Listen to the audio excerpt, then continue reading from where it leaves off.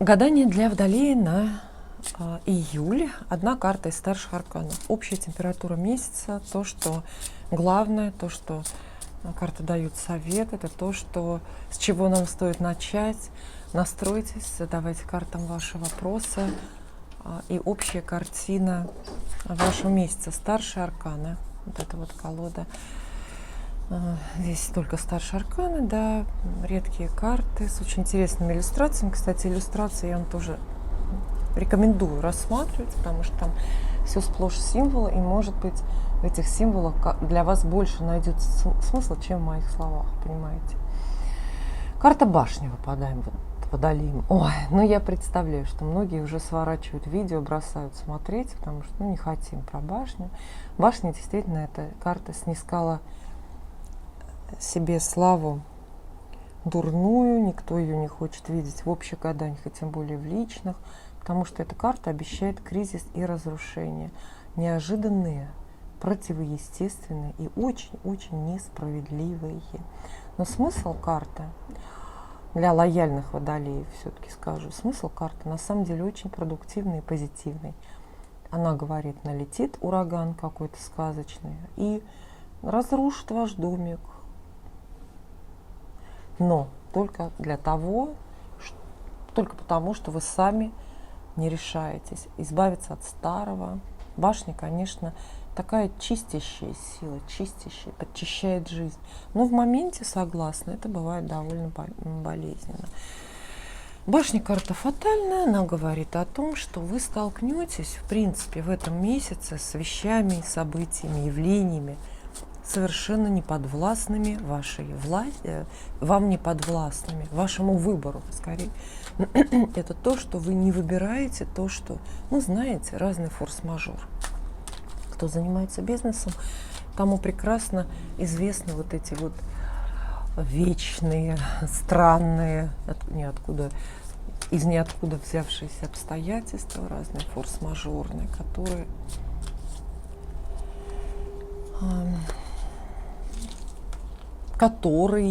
меняют жизнь. Не обязательно. Они расстраивают, но по большому счету просто меняют жизнь. И для тех, кто еще не знаком с нашей традиционной схемой гадания, я расскажу, что видимая часть небесной сферы, дело в том, что все небо мы не можем увидеть. Вот эта вот траектория полета нашей планеты, любимой Земли, вокруг Солнца, их совместное движение по нашей галактике, вот это все не позволяет нам технически, естественно, видеть все небо, как оно есть. Мы видим, есть эклиптика, то есть видимая часть для нас неба. И вот эту видимую часть неба когда-то древние астрономы, астрологи разделили на астрологи, да, астрономы-то они, конечно, ни при чем. Так, разделили на 12 частей и сказали, вот все, что, как вы проживаете вашу жизнь, любой ее кусочек, любое чувство, даже самое необычное, любая ситуация, даже самая нестандартная, все равно свалится в какой-то кармашек. Вот так не останется, просто не болтается в воздухе. Что-то вы подумали, что-то кто-то сказал, человек появился или человек ушел, потеряли работу или нашли, и так далее, понимаете, вот все обязательно сваливается вот в такие луночки, в одну из 12 луночек вот этих вот в какой-нибудь дом. И в этом великий смысл вот и таинство именно этого гадания.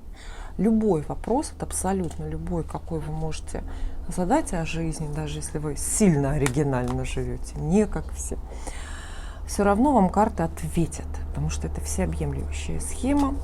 Поэтому давайте сначала про вас. Ваша внешность, физическое тело, то, как вы себя чувствуете, и как вы взаимодействуете с миром. Кстати, об этом часто забывают, но это же содержимое все первого дома. У вас какой-то кризис партнерства, то есть ощущение потери, вы теряете человека, с которым было хорошо, с которым было выгодно, на которого вы привыкли опираться, с которым вы провели, например, много времени, хотя насчет продолжительности тут, конечно, это все не обязательно. В общем, карты говорят, что вы будете страдать морально, но может быть, и чуть-чуть даже физически пострадаете, потому что все это связано. из-за партнерства. Но опять же, мы обычно страдаем, когда партнерство прекращается, да, когда мы теряем значимого для нас человека. Но иногда мы страдаем, когда партнерство начинается. То есть начало новой великой любви, благополучной, долгой и очень счастливой, это тоже может сопровождаться страданиями. Кстати, я думаю, что на самом деле так и должно быть. Ну, буквально карты говорят, что вы будете страдать из-за одного конкретного, вполне конкретного, определенного человека. Страдать о ком-то, например. А что сказать с такими картами? Вот в первый дом попадают, знаете, что? Любые трансформации ваши с внешностью. Если вы хотите пластическую операцию сделать, поменять стрижку, еще неизвестно, что опаснее, поменять гардероб, сесть на диету, наоборот бросить диету. Ну, вот эти все вещи, знаете, трансформации с телом, внешностью, душой тоже, кстати, то ничего крупного тут у вас не произойдет. Даже если вы решитесь, можете делать, в общем, что-то делать. Скорее не достигнете просто цели. Особых трансформаций я не вижу относительно себя. А поменяются именно отношения с другим человеком. И это касается вас. Так, заработки прекрасные, заработки очень предсказуемые от работы. И опять же, из-за людей, заработки, вообще деньги даже, просто деньги, материальная, часть, материальная ваша состоятельность идет от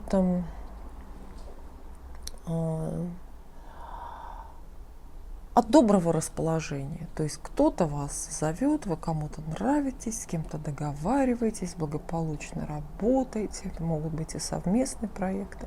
То есть Паш Кубков здесь обещает хорошие новости, связанные с деньгами. И, например, новости от знакомых. То есть знакомые люди могут позвать на работу, потому что здесь карта прям про работу.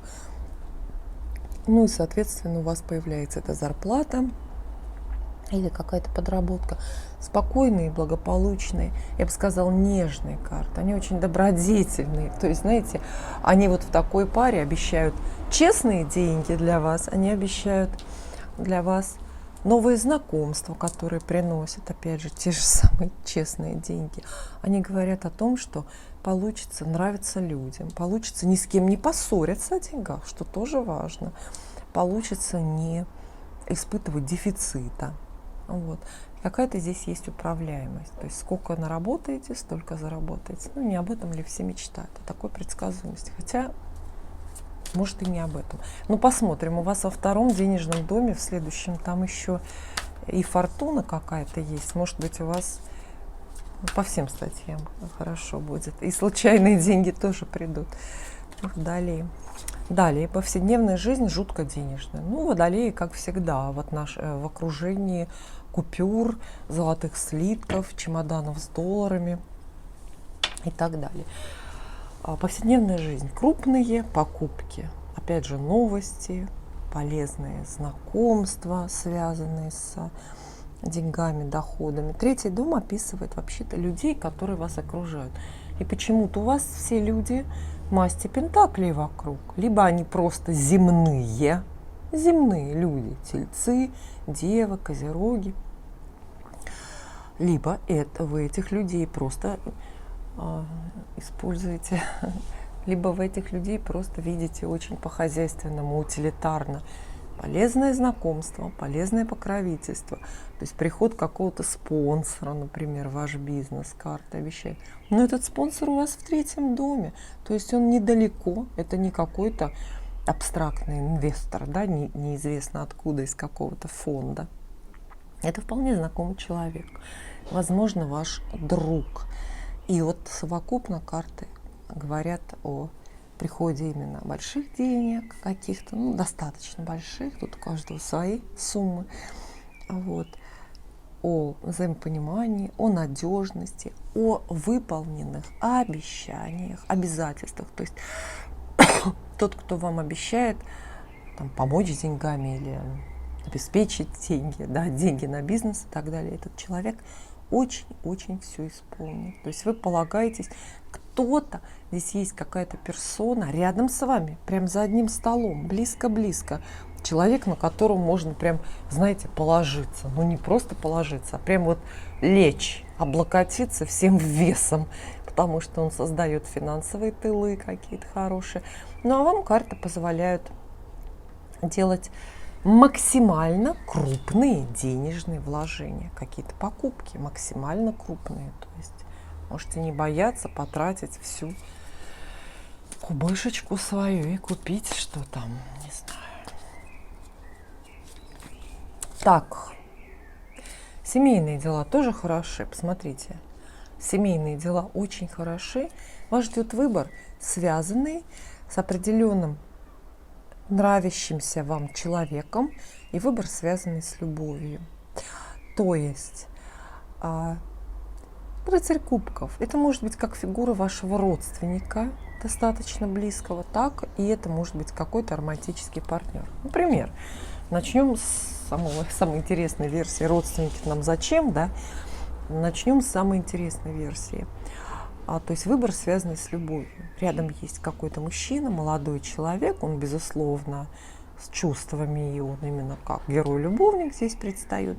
И вам приходится выбирать дом, переезжать, например. Это необходимость переехать из-за нового знакомства или из-за каких-то новых отношений, поменять дом, поменять квартиру, поменять, может быть, вам не надо переехать, а вам нужно принять решение о том, чтобы этого человека впустить к себе, принять. То есть у вас, вот представьте, 4-й дом – это ваше жилище и набор родственников.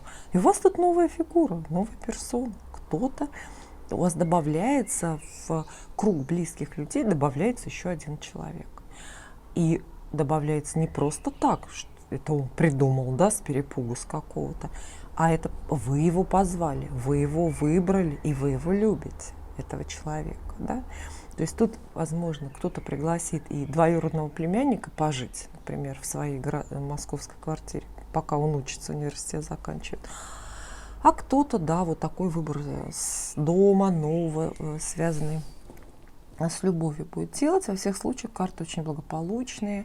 То есть они описывают какой-то мир в семье, мир дома. Они описывают очень нежные, чувственные разговоры. Примирение может крупное состояться, знаете, такое вот после долгих историй. Вообще торжество любви. В общем, дома у вас торжество любви. Ну, тоже советы такие делать можете, что хотите. Там, с домом, я имею в виду, перекрашивать стены или нет, переезжать или нет, потому что все в любви, все как-то осенено этим чувством, и вы не одни. Так что можно рисковать как угодно. Любовная тема у нас, видите, замелькала раньше, чем мы про нее спросили. А теперь вот спрашиваем конкретно про любовь. Вот ваши конкретные сердечные дела. И вот что мы здесь видим. Портрет активной женщины. Не похоже пока, что это прямо соперница. По крайней мере, напрямую карты этого не говорят, что вот злодейка, соперница. Нет. Но, тем не менее, это такая осязаемая, мы можем ее вот так вот же потрогать, осязаемая женская фигура, которая причастна к вашим любовным делам. И эта женщина, не являясь врагиней буквальной, тем не менее близко. И в ее руках очень много. Это, знаете, карты любят пошутить. И вот даже с этим портретом это может быть какая-то достаточно доброжелательная ваша подруга, которая много шутит на тему ваших отношений, или которая часто сопровождает вас, когда вы со своим молодым человеком время проводите. То есть это женщина или это подруга, которая на ваше мнение сильно влияет, с которой вы постоянно женихов обсуждаете, например. И тогда вот этот знак бесконечности, вот эта двойка пентаклей, она как раз к ней привязана. То есть, представляете, вот вашу любовь или судьбу вашего знакомства, вашего брака, выбирает другая женщина. И выбирает как-то, знаете, так легко, смеясь, развлекаясь, можно сказать. А в некоторых случаях, конечно, королева жезлов – это вы, это ваш портрет. И тогда вместе карты в паре совет для вас – брать инициативу в любви в свои руки. Не в ежовые рукавицы, а как-то легко, весело. Новые знакомства будут, если вы сами их затеете. Примирения с бывшими, которых вы почему-то ждете, будут, если вы сами их затеете. Ну и мир в семье, взаимопонимание с мужем будет, если вы сами его затеете. То есть достаточно хорошие, благополучные карты. Карты советуют вам смеяться и вообще к вопросам любви сейчас относиться без излишнего драматизма. Легко. То, что сегодня не случилось, не состоялось, например, там не удалось с кем-то познакомиться, пойти на свидание, это все случится завтра.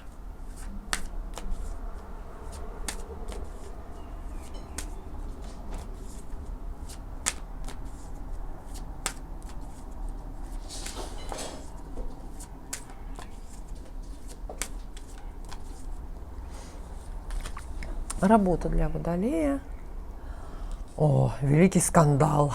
Карты вам обещают большой конфликт на работе. Знаете, такой прямо вот и с последствиями, и в то же время он по судьбе, то есть его нельзя было избежать. Конфликт, который что-то завершает. В самом худшем проявлении он может завершить вашу работу на данном месте в принципе. Знаете, конфликт, который замыкает круг страданий или ваших сомнений на тему оставаться на этой работе или нет. И карты совет дают такой двоякий. Если вы работу терять не хотите, то есть вы только начали, например, или работа хорошая у вас, то просто ни с кем не ссорьтесь, потому что из искры разгорится пламя. Если вы с кем-то начнете ссориться, это приобретет масштабы абсолютно вселенские. И не пройдет, не рассосется. И потом все равно, если даже не в июле, позже, в августе или осенью, все равно повлияет. Например, если придется уйти с работы или что-то там еще поменять. Это первый вариант. То есть вообще не ссорьтесь, молчите, ротик на замочек, никаких. А второй вариант – идти на конфликт открытый. Но это опять же, если вы готовы к каким-то потерям. То есть поделить работу для многих это бизнес. Так, это может быть конфликт, который наконец-то позволит вам поделить бизнес, выделиться, начать что-то новое, например, с кем-то разбежаться и так далее. То есть вообще рыцарь мечей плохую славу имеет вторую, но все равно это рыцарь мечей, это он описывает, эта карта, вернее, она описывает споры, в которых родится истина. А это не всегда же так. В основном мы спорим по пустякам, бессмысленно, беспощадно. А здесь есть шанс вот прямо одним махом, одним откровенным разговором что-то очень реально, очень серьезно выяснить. И да, в конце концов прекратить даже трудовые какие-то вот такие вот отношения. Это хорошо, я рассказала. Кстати, еще вариант есть. Рыцарь мечей – это мысль. Мечи – это вообще интеллектуальная масть. И, соответственно, ваша, кстати, водолейская, это ваша стихия, воздух. И в самом лучшем прогнозе, то есть если вы неубиваемые оптимисты, то для вас эта парочка обещает изобретение. Просто на работе изобретение. Знаете, какая-то рационализаторская идея, и вы ее воплощаете, и вам становится легче, лучше работать. То есть это такое инженерное решение. Вот, и тогда это будет движение вперед, какой-то заметный интеллектуальный прогресс, прорыв в работе. Да, многие спрашивают про новую работу, не думаю, потому что все-таки здесь более длящиеся вещи и более карты склонны описывать завершение. То есть напрямую найти новую работу, не знаю. Или, если новая работа все-таки нужна и получится ее найти, то она... Это очень оригинальное будет решение. Знаете, такое вот оригинальное для вас даже, для окружающих, тем более. Партнерские отношения с важными для вас людьми. Прекрасные, очень выгодные. Посмотрите, как утилитарно Водолеи в июле смотрят на знакомства, на контакты и вообще на человечество в целом. Как утилитарно, как корыстно, алчно. Посмотрите, да? Водолеи окружены по третьему дому только полезными людьми. Никаких случайных контактов нет. Партнерский дом тоже одни сплошные деньги. Одни сплошные преференции и прибыли. Буквально карты говорят, если вы кого-то сюда загадали, там, не знаю, мужа, жениха, партнера по бизнесу, какого-то случайного знакомого. В общем, любые люди, любые партнерские отношения приносят вам ресурсы, а, называя вещи своими именами, скажем, все приносят деньги. Обогащаетесь вы за счет совершенно конкретных людей. Но карты хорошие, они тоже за ваш счет обогащаются. То есть это такое взаимовыгодное сотрудничество, очень интересное. Это договоры, сделки, это бизнес-партнерство, очень денежное какое-то. Вообще карты выпадают все ресурсные. Видите, пентакли, жирные пентакли, опять, то есть стоит внимание именно на финансовом обратить. Здесь даже эмоциональная сторона не так важна, как именно вот эта вот денежная какая-то хозяйственная. Очень хотелось. Ого!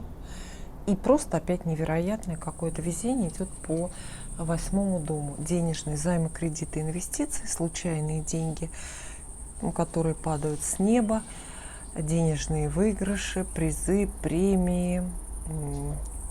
Все буквально идет как удача. Ну, правда, купите лотерейный билетик. Очень по-большому повезет. Это может быть и наследство, это может быть просто какие-то выгодные кредиты, например. Это может быть неожиданно возвращенный крупный долг какой-то многолетний. Ну, то есть вы в зоне, в полосе везения по деньгам находитесь. И много случаев. Тут, видите, это же очень редко колесо фортуны с колесницей вместе сходятся. То есть это полный фатум, но такой хороший, позитивный фатум. То есть подставили руки, и вот оно все вам просыпалось. Как выигрыш в каком-то небесном казино. Ведь часто рисуют вместо вот этого колеса фортуны именно рулетку. Рулетка в вашу сторону, в вашу пользу крутится. Дальние дороги.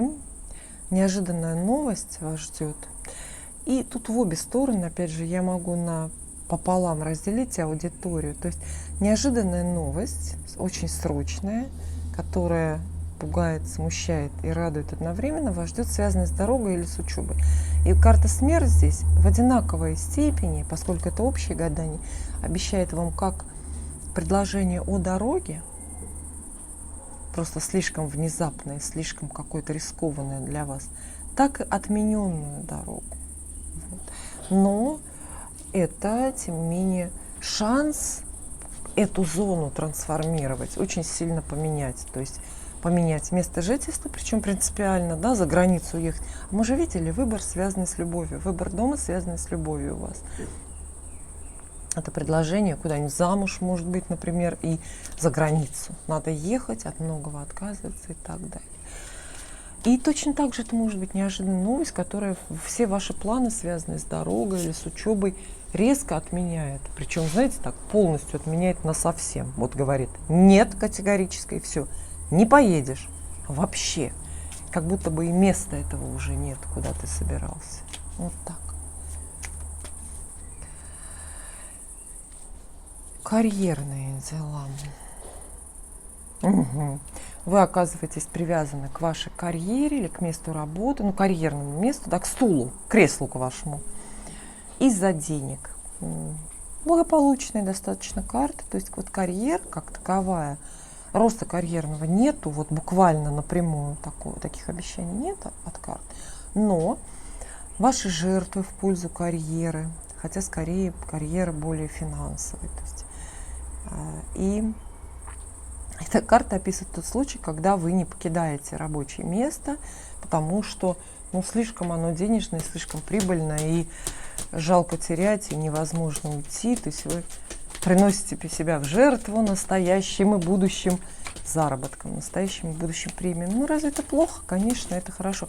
Кстати, карты советуют в этой связи, да, вот эти вот две карты по 10-му дому, советуют сомневающимся водолеям и не делать поспешных выводов вот на эту тему. Бросание карьеры, например, бросание работы, потому что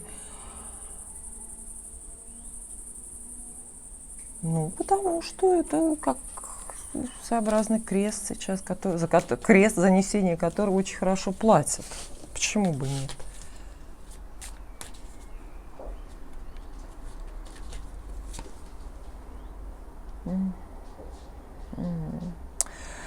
А вернутся друзья или знакомые? Нет. Какие-то очень, знаете, такие ностальгические, нежные новости издалека. Что-то, что вы уже переживали. Но вы переживаете это, возможно, с новыми людьми, возможно, действительно с теми, кого вы уже знаете. Но это 11-й дом, это не друзья. Это люди, которые так или иначе рядом, с которыми так или иначе связаны, но они все равно остаются далеко. Здесь скорее хорошее взаимопонимание в группе в какой-то, в общественной организации, если состоите, или хорошее, правильное внимание в соцсетях к вашей персоне. Начало проекта общественного, тоже довольно такого, в общем-то, комфортного, без риска. И карты, это 11-й дом, карты здесь очень хороши для тех, у кого публичная профессия, для тех, для кого важно общение с большими массами людей. Это, причем здесь самый разный портрет, да, потребителей. То есть это могут быть и блогеры буквально, это могут быть и люди, у которых клиентский бизнес, и которым нужно много-много народу собрать вокруг себя клиентов и так далее. И все благополучно, и карты советуют начинать. То есть если вы хотите публичную работу или хотите прославиться, то июль очень подходящий для вас время. Посмотрите, какой чудесный расклад водолеи получают. Чудесный, очень ресурсный, любовный, активный. И все. Но самые запутанные или запущенные, самые непонятные или драматические, это, оказывается, 1-й, 12-й дома. То есть вот, несмотря на то, что объективно жизнь вокруг складывается очень хорошо, бесконечно вас радует,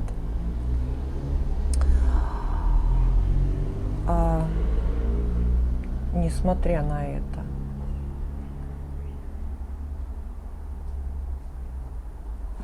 внутри, в душе у вас есть большие сомнения, у вас есть большие тайны, у вас есть эти 12-й дом, у вас появляется какое-то большое желание, очень тайное, пока что глубоко запрятанное в ваше подсознание, уйти, отринуть суету мира, отправиться в какое-то одиночное философское или религиозное приключение. И не зря же водолеев называют людьми с самой тонкой душевной организацией во всем зодиаке. То есть, видите, так много денег, а радости, счастья какого-то внутреннего как раз вам они особо не приносят. То есть душа полна исканий, душа полна метаний каких-то. Это и сборы в дальнюю дорогу, и подготовка к каким-то сугубо индивидуальным, очень личным переменам, поэтому хорошую жизнь мы вам в июле, жизнь именно обещаем. Обещаем, что вам многие позавидуют, как минимум вашим заработкам и удачным покупкам или вашему наследству, да. А вот покоя душевного обещать не можем, но вы справитесь. Спасибо.